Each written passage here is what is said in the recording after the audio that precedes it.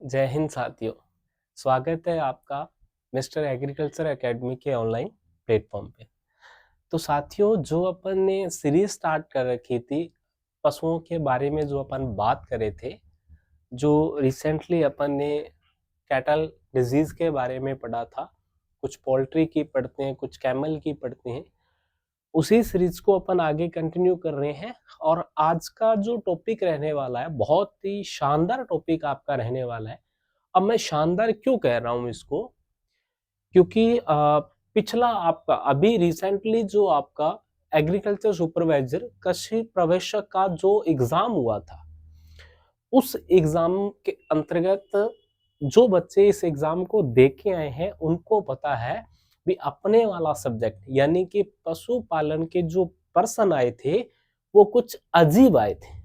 साथियों, अजीब मैं इसलिए कह रहा हूं, अब कुछ कह सर इसको टफ भी कह सकते हैं, थोड़ा मॉडरेट भी कह सकते हैं, ऐसा नहीं। क्वेश्चन उसने सिंपल ही पूछे थे, लेकिन जो पूछने का उसका तरीका था वो उसने चेंज कर दिया। अब चेंज क्यों कह रहे हैं?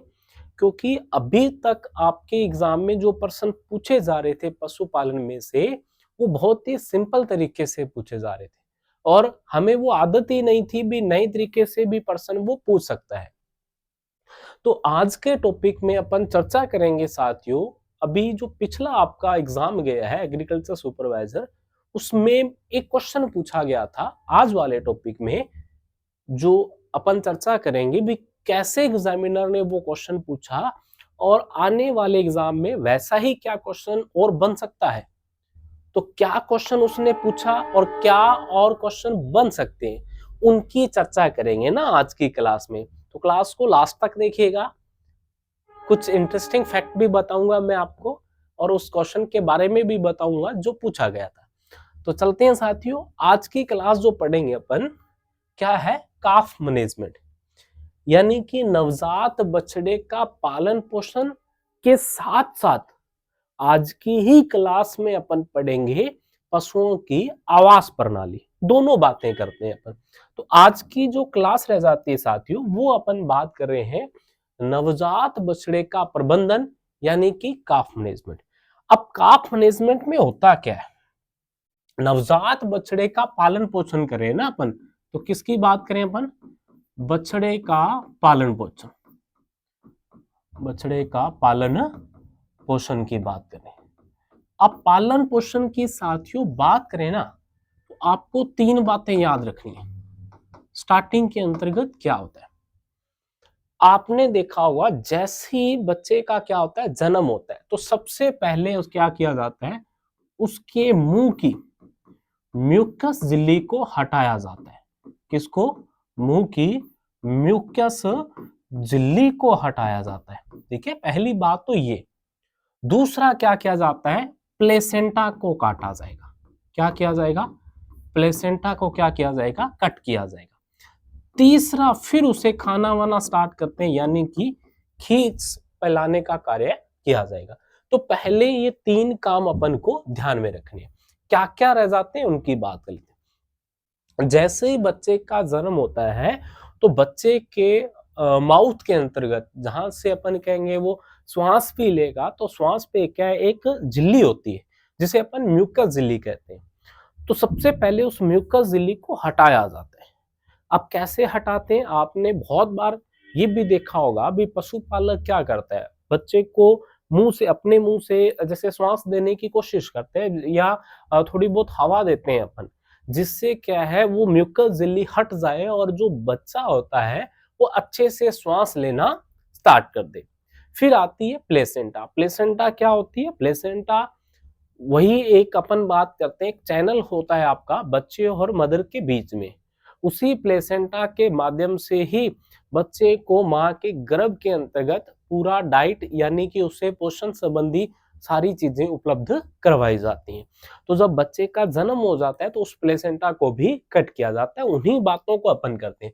तो सबसे पहले क्या किया जाएगा, बछड़े के जन्म के पश्चात नाक व मुंह से क्या, म्यूकस झिल्ली हटा देनी चाहिए, ताकि पशु जो है वो अच्छे से श्वास ले सके, जो अपन आगे बात कर चुके हैं भी म्यूकस झिल्ली को हटाना चाहिए। तो सबसे पहले वो म्यूकस झिल्ली को ही हटाएंगे अपन। उसके बाद क्या, प्लेसेंटा, जिसको क्या कहते हैं, नेवल कार्ड कहते हैं ना अपन।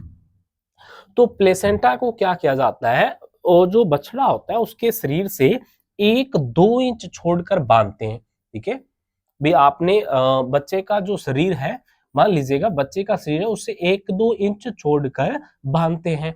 फिर आधा इंच आगे काटकर टिंचर आयोडीन से उपचारित करते हैं।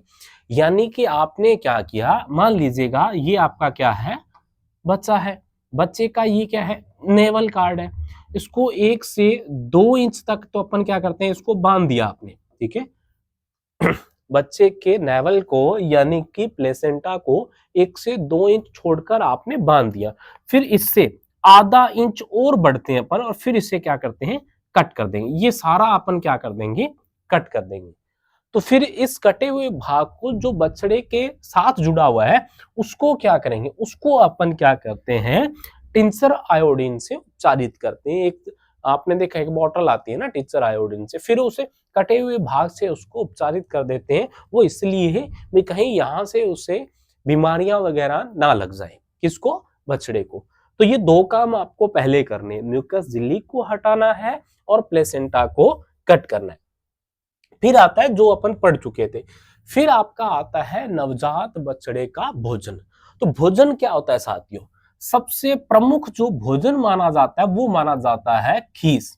क्या माना जाएगा, खीस माना जाएगा। अब खीस में अपन चर्चा भी करते हैं भी खीस के अंतर्गत क्या, बहुत ज्यादा प्रोटीन होता है, ठीक है। खीस के अंतर्गत क्या है, प्रोटीन की मात्रा बहुत ज्यादा होती है। जैसा अपन बात करें ना, तो अगर बात करें गाय के अंतर्गत बात करें तो लगभग आपका 16 से 17% प्रोटीन पाया जाता है खीस में।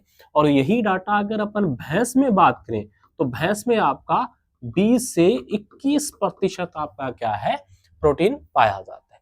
यानी कि सामान्य दूध के मुकाबले प्रोटीन ज्यादा पाया जाता है खीस में। और एक और बात रहती है साथियों, वो क्या रहती है, प्रोटीन के अलावा अपन बात करें तो जो प्रोटीन अपन बात करते हैं, केसिन पाया जाता है, अगर अपन बात करते हैं लैक्टो एल्ब्यूमिन रहता है, लैक्टो ग्लोबुलिन रहता है, ठीक है। तो ये भी अपन को ध्यान रखने हैं इसके अंतर्गत। अब बात करते हैं खीस की, बात कर ही ने, तो पहला तो ये ध्यान रखना है खीस होता क्या है, ठीक है। तो आपको ध्यान हो, आपने अगर वो दूध वाला सेशन पढ़ा हुआ है तो अपन ने वहां उसकी डेफिनेशन पढ़ी थी कि दूध की डेफिनेशन क्या होती है। तो वहां बात की थी भी प्रसव जब हो जाता है, बच्चे का जन्म जब होता है उससे 15 दिन पहले और 5 दिन बाद का जो शुद्ध लैक्टिन शरण प्राप्त होता है वो दूध कहलाता है। लेकिन अब बात की थी अपन ने प्रसव की, ठीक है, किसकी, प्रसव की। तो प्रसव के 1 से 5 दिन तक की बात करते हैं, ठीक है। तो साथियों क्या बात करें अपन, प्रसव के 1 से 5 दिन की बात करें अपन, 1 से 5 दिन के मध्य जो आपका वो शरण प्राप्त होता है मदर से, उसे ही क्या कहा जाता है, उसे ही अपन क्या कहते हैं, खीस कहते हैं साथ, ठीक है। कब से कब तक की बात करें, जब प्रसव हो जाता है 1 से 5 दिन तक जो खीस जो आपको शरण प्राप्त होता है, जो दूध आपका होता है उसको अपन खीस कहते हैं। वो दूध नहीं होगा, दूध 5 दिन बाद में स्टार्ट होता है ना। उस खीस में आपका एक तो प्रोटीन सबसे ज्यादा है, बच्चे के लिए वैसे ही आवश्यकता होती है।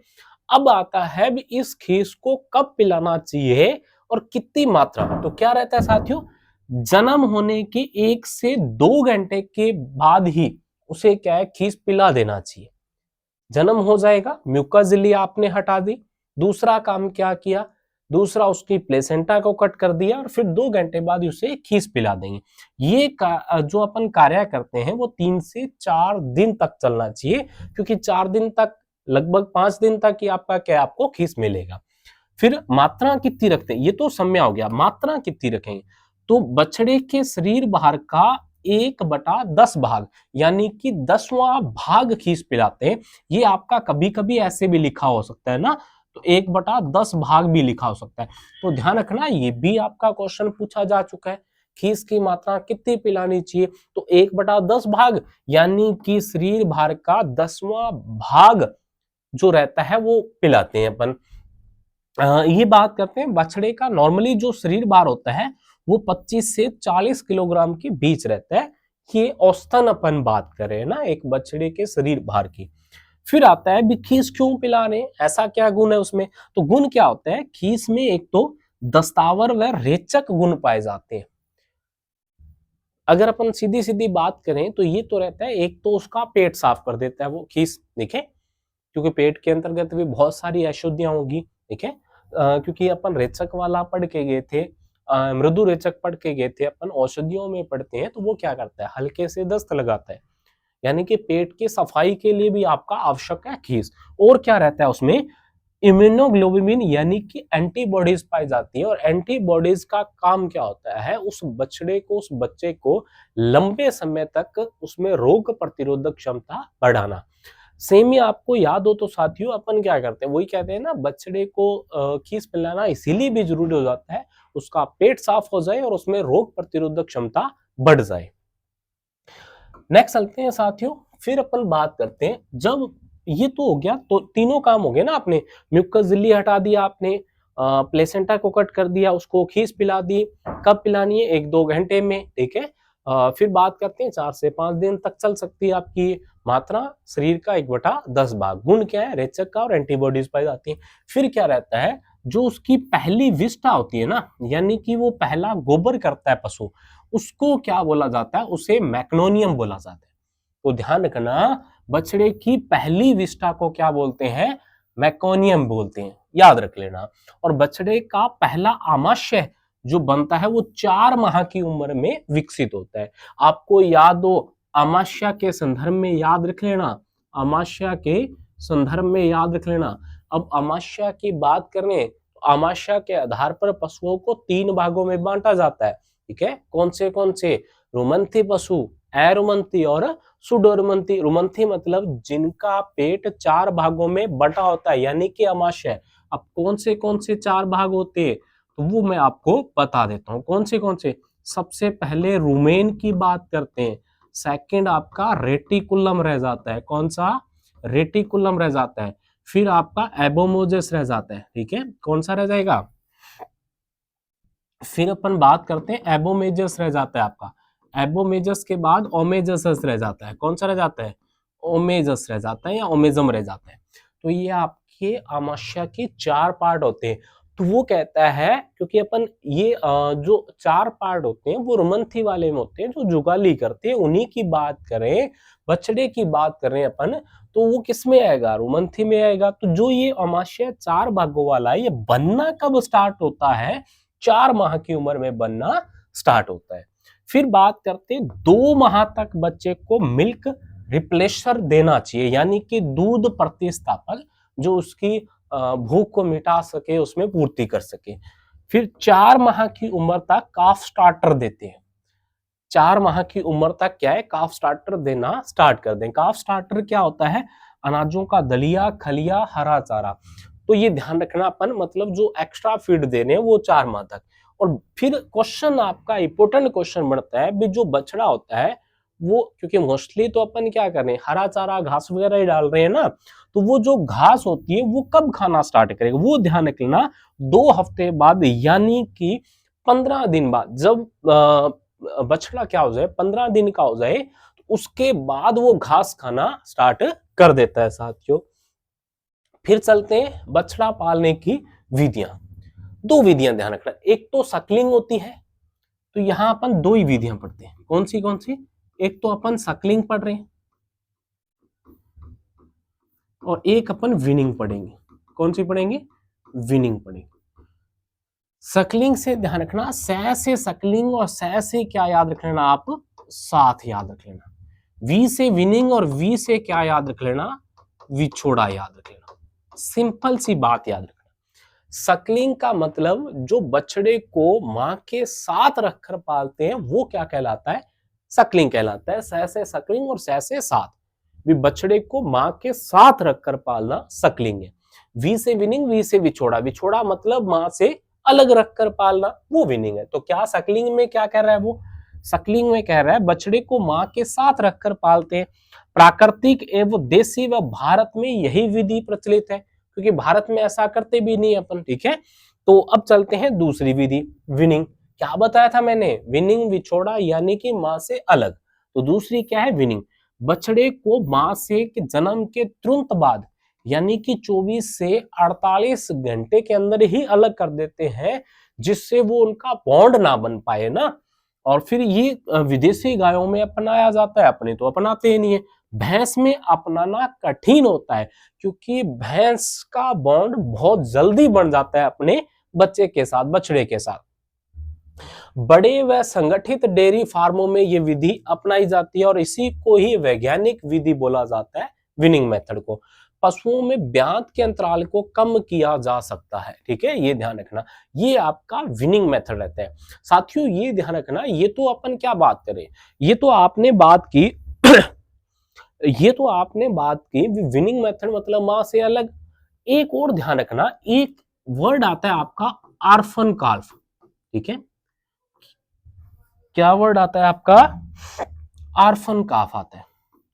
अब आर्फन काफ क्या होता है, आर्फन काफ, आर्फन काफ किसे कहते हैं, ऐसा बच्चा या ऐसा बछड़ा, ऐसा बछड़ा जिसकी मां क्या है, मर चुकी हो, ठीक है, ये ध्यान रखना। मतलब ऐसी कंडीशन में तो फिर उसे मां से अलग पालना ही पालना है ना बछड़े को। तो अगर तो अपन उसकी मां जीवित है, बछड़ा भी जीवित है, तब अपन अलग अलग कर रहे हैं, तो वो आपका विनिंग मेथड है साथियों। लेकिन अगर क्या हो, उसकी मां की डेथ हो जाए, तो उस बछड़े को क्या मतलब, फिर पालेंगे तो अपन विनिंग मेथड से, लेकिन उस बछड़े को क्या बोला जाता है, आर्फन काफ बोला जाता है, जिसकी मां की डेथ हो चुकी हो, मर चुकी हो। नेक्स्ट चलते हैं पशुओं में आवास प्रणाली। आवास प्रबंधन में ध्यान रखना, इसमें ज्यादा कुछ नहीं है, आपको दो ही इंपॉर्टेंट बातें रहती है ना। आवास प्रबंधन की बात करें तो एक तो ओपन सिस्टम होता है साथियों, एक क्लोज वाला, यानी कि एक खुला आवास प्रणाली होती है और एक बंद वाली होती है। आपने ग्रामीण इलाके में देखा होगा तो कौन सी पढ़ाते हैं, खुला आवास प्रणाली। उसमें क्या किया जाता है, जितना आपका क्षेत्र है उसका 75% भाग तो खुला रखा जाता है और 25% भाग बंद रखा जाता है, वो खुला आवास प्रणाली रहती है। बंद में क्या किया जाता है, क्षेत्र को बंद कर लेते हैं अपन, ठीक है, तो इसी को पढ़ते हैं अपन। तो आवास प्रणाली पढ़ने से पहले पशुओं को जो बांधने का स्थान होता है उसे क्या कहते हैं, स्टेचिंग बोन कहते हैं। जहां पे आप पशु को बांध रहे हो वो स्टेचिंग बोन से, और जहां उन्हें खाना खिला रहे हो, पानी पिला रहे हो, उसको नांद या गेंजर कहा जाता है, ठीक है। मतलब पशुओं को चारा खिलाने या पानी खिलाने का जो स्थान होता है वो गेंजर कहलाता है। अब जल्दी से मेरे को बताइएगा, अपन ने क्या पढ़ा था, गेंजर से याद रखना है अपन को ग्रेजिंग। क्या याद रखना है, ग्रेजिंग। ये क्या था, पशुओं की चारा खाने की जो आदत होती है उसे ग्रेसिंग कहते हैं। ये गाय भैंस और भेड़ में सेम होती है, लेकिन बकरी के अंतर्गत क्या आ जाता है आपका, बकरी के अंतर्गत अपन ब्रूसनिंग पढ़ते हैं, क्योंकि वो अपने आगे दोनों पैर जो आगे वाले होते हैं उनको कई बार उठा लेती है झाड़ी पे रखने के लिए, तो वो ब्रूसनिंग होता है। बाकियों को ग्रेजिंग कहते हैं, चारा खाने की आदत। और गेजर या नाद क्या है, वो चारा खाना या पानी पिलाने के स्थान को कहा जाता है। पशुओं की आवास की लंबाई, अब ये ध्यान रखना, जो भी आपने आवास बनाया यानी कि आपने ये आवास बना लिया, इसकी जो लंबाई आप रख रहे हो, ठीक है, लंबाई रखते हैं उत्तर से दक्षिण। और यही क्वेश्चन आपका एग्रीकल्चर सुपरवाइजर 2024 में पूछा गया था, ध्यान रखना। यही एजीएस 2024 में पूछा गया था, ये ध्यान रखना। वो पूछ क्या रहा है वो ध्यान रखना, उसने लंबाई पूछी है चौड़ाई पूछी है। तो लंबाई जो रखते हैं वो उत्तर से दक्षिण रखते हैं, ठीक है, ये ध्यान रखना। भी आप लंबाई क्या कर रहे हो, लंबाई तो आप उत्तर से दक्षिण रख रहे हो, ये तो लंबाई होती है। और चौड़ाई क्या रख रहे हैं, वो आपकी पूरब से सॉरी पश्चिम से पूर्व की ओर चौड़ाई। और ये क्वेश्चन आपका पूछा जा चुका है ना, चौड़ाई पूर्व से पश्चिम से पूर्व हो जाएगी आपकी, और ऊपर से नीचे यानी कि उत्तर से दक्षिण आपकी लंबाई हो जाती है। ये आपका एग्रीकल्चर सुपरवाइजर 2024 में पूछा जा चुका है। पशु आवास सूर्य की तरफ अधिक खुला व दक्षिण की तरफ कम खुला लगते हैं, जिससे क्या है उनको ज्यादा से ज्यादा धूप लग सके। इंपॉर्टेंट ध्यान रख लेना, आवास जो भी बनाते हैं अपन, ठीक है, किसकी बात करें अपन, आवास की बात कर रहे हैं, तो आवास आप जो भी बना रहे हो, मान लीजिएगा ये आपका क्या है, आवास बना रहे हो आप, ये आपका क्या है, आवास है, ठीक है। तो आवास की जो लंबाई है, आवास की जो लंबाई है वो हो जाएगी आपकी उत्तर से दक्षिण की तरफ हो जाएगी, ठीक है। और ये आपकी चौड़ाई होती है जो पश्चिम से पूर्व की ओर जा रही है, ये चौड़ाई है। यही क्वेश्चन आया हुआ है, ध्यान रख लेना। नेक्स्ट चलते हैं साथियों, उसके बाद अपन चलते हैं, फिर आता है आवास की दो विधियां रहती हैं, एक खुला आवास प्रणाली और दूसरी बंद वाली होगी। खुले में अपन क्या करते हैं, 2/3 भाग यानी कि 66% भाग खुला रखते हैं और 1/3 भाग यानी कि 33% भाग बंद या छायादार रखा जाता है। मान लीजिएगा ये आपका पूरा क्षेत्र है, ठीक है, तो इसमें क्या करेंगे, इतना क्षेत्र आप क्या कर दोगे, बंद कर दोगे ना। तो ये क्या है आपका 33% क्षेत्र आप छायादार रख लोगे, बंद रख लोगे, और ये आपका खुला क्षेत्र हो जाएगा ना, जिसमें पशु खुले में रहते हैं। ये अपन को ध्यान रखना है। ग्रामीण क्षेत्रों में यही मेथड अपनाया जाता है और राजस्थान या कम वर्षा वाले क्षेत्रों में यही अपनाते हैं, क्योंकि वर्षा अधिक होगी तो उसे बंद वाले स्थान में लेके जाना पड़ेगा। उसके बाद बात करते हैं साथियों बंद आवास प्रणाली, यानी कि जो दूसरी आपकी रह जाती है ना, बंद क्या है, ये शहरी क्षेत्रों में और कम जगह जहां होती है वहां बंद अपनाएंगे, ठीक है। इसमें पशुओं को दो प्रकार से रखा जाता है बंद वाले में। दो प्रकार कौन से, एकल पंक्ति प्रणाली और द्विपंक्ति प्रणाली। एकल पंक्ति प्रणाली वहां अपनाते हैं जहां कम पशुओं या 8 से 10 पशुओं की जगह होती है। ये देख लिया, एकल पंक्ति प्रणाली में क्या करते हैं, आपने देखा होगा ये उनके खाने का स्थान है, ठीक है। तो यहां से आपने क्या है, पशुओं को बांध दिया साथियों, ठीक है। ये पशु क्या कर रहे हैं, अपना चारा पानी ले रहे हैं। ये एकल पंक्ति प्रणाली है, कम पशुओं के लिए, 8-10 पशुओं के लिए ये अपना। एक होती है द्विपंक्ति प्रणाली, यहाँ क्या किया जाता है, 80 से 100 पशु यानी कि बहुत ज्यादा पशुओं को जब पालते हैं तब ये पंक्ति अपनाते हैं। और ये क्या होती है, दो प्रकार की होती है, एक तो मुंह से मुंह प्रणाली और एक पूंछ से पूंछ प्रणाली। वही बात, फिर आपका जो एरिया होता है इसके अपन बात करें तो बीच के अंतर्गत, या तो आपने क्या किया, ये साइड में क्या है उनके चारा खाने की वो जो गेजर बना दिया आपने, ठीक है। तो बीच में आप क्या कर रहे हो, ये पशु आप ले रहे हो, ठीक है। ये आपने क्या किया, पशु ले रहे हो, ठीक है। ये एक सिस्टम तो आपका ये हो गया, ठीक है, पशु अपना चारा खा रहे हैं इधर से ना। तो ये अब जो ये मतलब दोनों पशु रखे हुए आपने, उनका फेस दूसरी साइड है, तो ये कौन सा हो जाएगा, ये आपकी पूंछ से पूंछ प्रणाली हो जाएगी, ठीक है। तो जब आपने क्या किया, जब आपने चारा खाने की जो गेजर है वो बीच में बना दी और फिर आपने पशु ले लिए, ठीक है। पशुओं का फेस इस साइड है और इनका भी फेस क्या है, इस साइड है। तो जब पशुओं का फेस आपस में हो तो उसे मुंह से मुंह प्रणाली कहते हैं। पशुओं में श्वसन संबंधी या संक्रमण रोगों की संभावना बढ़ जाती है, क्योंकि फेस उनका आमने सामने, और सर्वोत्तम आवास का सर्वोत्तम माना जाता है टेल टू टेल मेथड, यानी कि पूंछ से। इसमें ये भी रहता है, अब देखो पूंछ वाला सिस्टम है तो पशु विष्टा करेगा, गोबर करेगा, तो एक ही स्थान यहाँ पे नालीनुमा बना दिया जाता है और उससे अपन बाहर निकाल दें। यहाँ तो समस्या हो जाएगी ना, सारा कुछ अपन को साफ करना पड़ेगा। तो जो ये रहता है आपका, एक ही जगह पशु का विष्टा है जो अपन निकाल सकते हैं साथियों, ये अपन को इसमें ध्यान रखना है। उसके बाद चलते हैं अपन पशु के आवास प्रणाली। जब खुला रखते हैं तो गाय के लिए 80 से 100 वर्ग फीट रखते हैं और भैंस के लिए भी 80 से 100 रखते हैं। ये आपके लिए इंपॉर्टेंट है साथियों, खुला स्थान जब रखते हैं। और फिर गाभिन गाय के लिए बढ़ा देते हैं अपन, लगभग डबल कर देंगे ना अपन, 180 से 200 कर देंगे। सांड व नर पशु के लिए भी सेम ही 200 से 250 रह जाएगा। गाय भैंस हिपर बढ़वार तक, हिपर मतलब प्रथम प्रजनन जो ना वो रहता है आपका उससे वाली, तो उसके लिए कम रखते हैं 50 से 60। भेड़ बकरी के लिए 12 से 16 वर्ग फीट रखते हैं। गर्भित भेड़ बकरी के लिए थोड़ा बढ़ा देंगे 20 तक। इंपोर्टेंट आपका ऊंट है जो पूछा जा चुका है, 70 से 100 वर्ग फीट रखा जाता है, याद रख लेना, ऊंट का पूछा जा चुका है साथियों, ठीक है। ये अपन को इसके संदर्भ में ध्यान रखना है।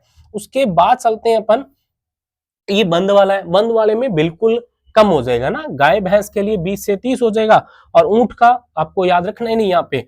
और उसके अलावा अगर आपसे पूछा जा सकता है तो वो हिम्पर का 15 से 20, लगभग सेम आपका 20 के समथिंग रखते हैं। ये अपन को बंद का ध्यान रखना है। उसके बाद ध्यान रख लेना, पशु ब्याने के प्रसव का जो स्थान है, जहां पे पशु ब्याता है, प्रसव करता है, वो काविंग बॉक्स कहलाता है, ठीक है, ये ध्यान रखना। बीमार पशु को अलग रखने का जो स्थान होता है, आइसोलेशन बॉक्स कहलाता है, जहां पे बीमार पशुओं को अलग कर देते हैं, रखते हैं वहां।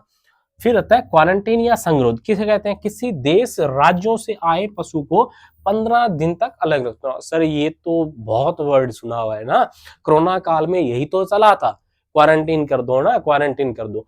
ये साथियों इसलिए होता है भी जो पशु अपन किसी अलग जगह से ला रहे हैं वो संक्रमित ना हो, उसमें बीमारी ना हो, तब उसे अलग रखा जाता है। फिर उसका विश्लेषण किया जाता है भी क्या इसमें कोई बीमारी तो नहीं है, जब लगे भी नहीं स्वस्थ है तब उसे वापस ले आते हैं ना, उसी झुंड के अंतर्गत उसी आवास प्रणाली में रख लिया जाता है।